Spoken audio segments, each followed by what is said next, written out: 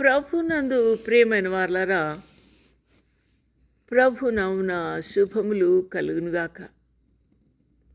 జీవజల ఊటలు by doctor Swapna online ministries నుంచి వెలువడుతున్న ఈ యొక్క వాక్య ధ్యానము మన జీవితములకు ప్రభు ఆశీర్వాదకరంగా ఉంచునుగాక. ప్రభునందు ప్రియమైన దేవుని బిడ్డలారా, ఈ ఉదయకాల సమయమందు దేవుని యొక్క వాక్య భాగము నుండి ప్రకటన గ్రంథము 2వ అధ్యాయము 18వ వచనము నుండి ఈ వాక్యమును ధ్యానం చేయుటకు ప్రభు మనకు సహాయము చేయునుగాక. తుయతైరలో ఉన్న సంఘపు దూతకు ఇలాగు వ్రాయము. సంఘమును కాస్తూ ఉన్న సేవ చేస్తున్న ఆ యొక్క దైవజనులకు రాస్తూ ఉన్నాడు.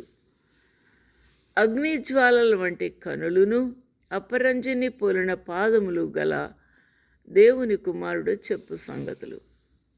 అగ్ని జ్వాలల వంటి కన్నులు కలవాడు మన ప్రభువైన యేసు క్రీస్తు. అపరంజిని పోలిన ఆ యొక్క దగదగలాడుతూ ఉన్న మండుతూ ఉన్న ఆ యొక్క బంగారము వలె కరుగుతూ ఉన్న బంగారమును పోలిన ఆ యొక్క అపరంజి వంటి పాదములు అట్టి దేవుని కుమారుడు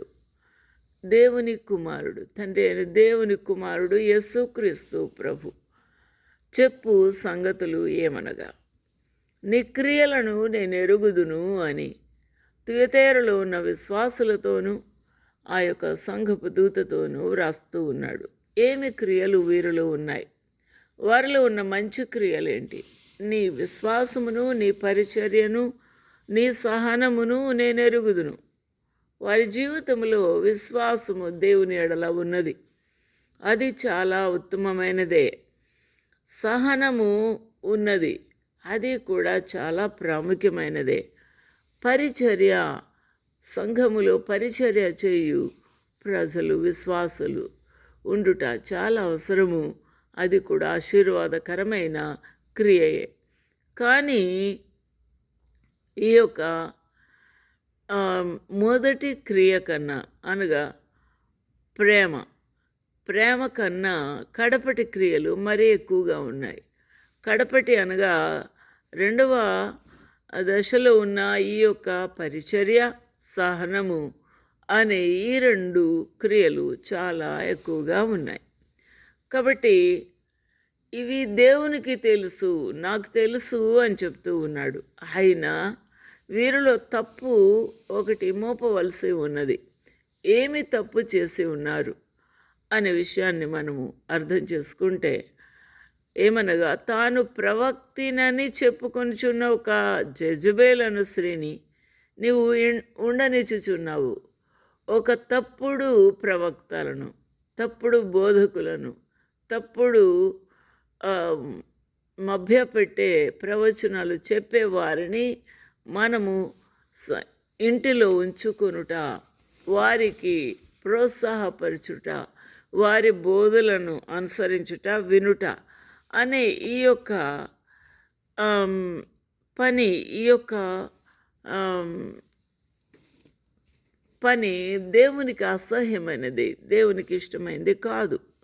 నువ్వు ఉంచుకొనుచూ ఉన్నావు యెజబేలు అనే స్త్రీని.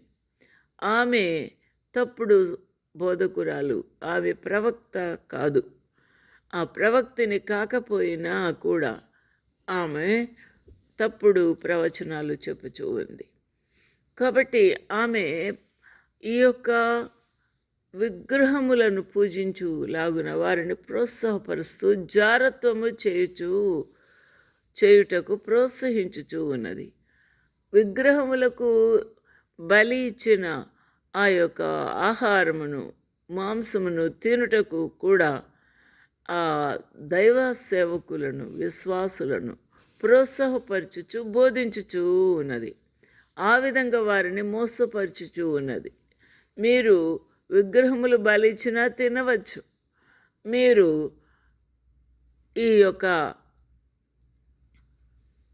మీ జీవితంలో ఇటువంటి ఆశీర్వాదాలు వస్తాయి, ఇటువంటి సంతోషం ఉంటుంది, నెమ్మది ఉంటుందని అబద్ధం చెప్తుంది. విగ్రహ అర్పితమైన ఆహారం తినవచ్చు అంటుంది. విగ్రహములకు పూజ చేయవచ్చు అని అంటుంది.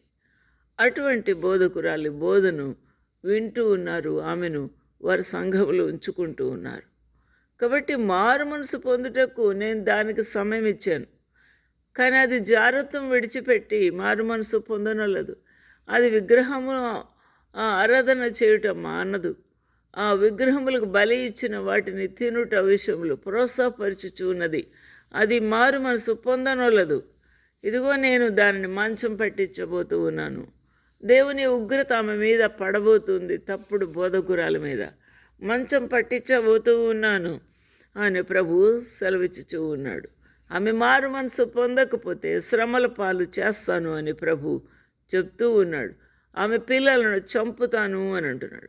అనగా ఉగ్రత పిల్లల మీదకి వచ్చింది.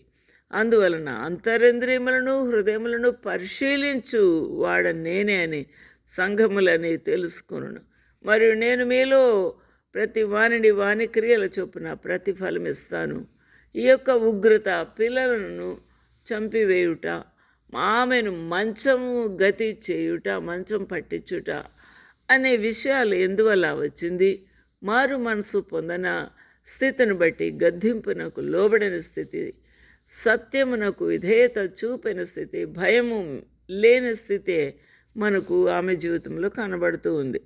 కాబట్టి తుయతైరలో ఈ యొక్క దుష్ట క్రియలు జరుగుతూ ఉన్నాయి. కాబట్టి దేవునికి తెలుసు ఎవరికి క్రియలు చొప్పున వారికి ఆయన దాని ఫలమును ఇచ్చే దేవుడు అయి ఉన్నారు. కాబట్టి తుయతైరులో కడమ వారైన మీతో అనగా ఈ బోధన అంగీకరింపక సాతాను యొక్క గూఢమైన సంగతులను ఎరగమని చెప్పుకొని వారందరితో నేను చెప్పినదేమనగా మీపైన మరి ఏ భారం పెట్టను. సాతానుతో చెయ్యి కలుపుట, విగ్రహార్పితమైన ఆహారము తినకపోవుట, మరియు జాగ్రత్తము చేయకుండా వారిని కాపాడుకొనుట అనే సత్యము కొంతమంది వారు విశ్వాసములు నిలకడగా ఉన్నారు. కాబట్టి ఈ బోధన అంగీకరింపలేదు. సాతాను యొక్క గూఢమైన సంగతులను ఎరగమని చెప్పుకొని వారందరితో నేను చెప్పేది ఏమనగా మీపైన మరి ఏ భారం పెట్టను అని ప్రభు సెలవిచ్చుచూ ఉన్నారు.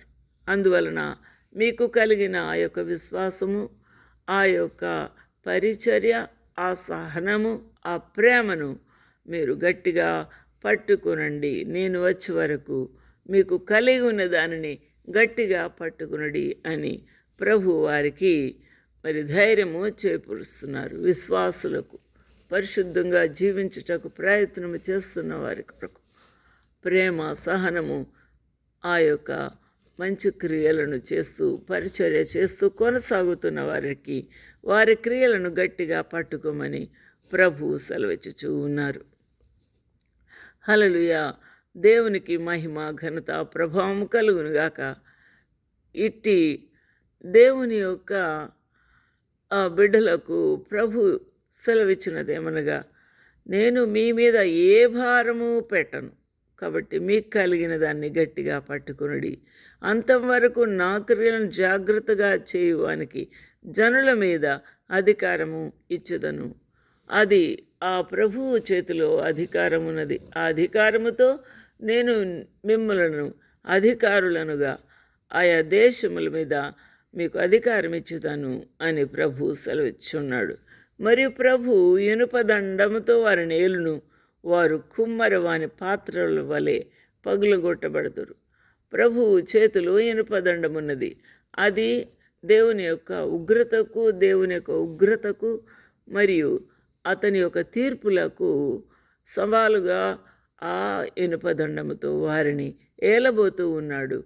వారు కుండ మీద ఇనుప రాడ్డుతో కొట్టినప్పుడు ఎలా ముక్కలుగా పగిలిపోతుందో ఆ విధంగా వారిని ముక్కలుగా చేయబోతూ ఉన్నాడు. మరియు నేను వేకువ చుక్కను ఇచ్చేదను. వేకువ చుక్కను ప్రవేశిస్తాను అని వారికి వాగ్దానము చేస్తూ ఉన్నాడు. సంఘములతో చెప్పిన ఈ యొక్క ఆత్మ చెప్పిన సంగతులు, ఈ వాగ్దానములు, ఈ యొక్క దేవుని యొక్క సూచనలు లేక వార్నింగ్లు ప్రభు వారితో తెలియజేస్తూ ఉన్నాడు. మనము సిద్ధపడి మనము సరిచేసుకొని ప్రభు వైపు తిరిగి మారు మనసు పొందితే మనకు ఎట్టి భయంకరమైన గతి పట్టదు అని ఈ తుయతైర సంఘం మనకు తెలియజేస్తుంది. మనము బయటికి వద్దామా? ప్రభు వైపుకు తిరుగుదామా? మారు మనసు పొందుదామా? అబద్ధ ప్రవక్తలను ప్రోత్సహించకుండా మనము కాపాడుకుందామా? అబద్ధములకు తలవొగ్గకుండా, ఆ బోధను అంగీకరించకుండా, వాటితో ఏకీభవించకుండా మనము భద్రపరుచుకుందామా? దేవుని సత్యమును ఎరిగి పరీక్షించి వారు నిజమైన ప్రవక్తలో కాదో తెలుసుకోవాల్సిన బాధ్యత మనకు ఉన్నది. కాబట్టి ఈ యొక్క ఉదయకాల సమయమందు దేవుని యొక్క చిత్తము దేవుని యొక్క వాక్యములో ఉంది. కాబట్టి ఈ వాక్యపు వెలుగులో మనము ప్రభువుని వేడుకుందాము, సరి చేసుకుందాము, మనల్ని మనము పవిత్రంగా పరిశుద్ధంగా కాపాడుకుందాము. ఇట్టి భాగ్యం ప్రభు మనకు అనుగ్రహించునుగాక. ఆమేన్.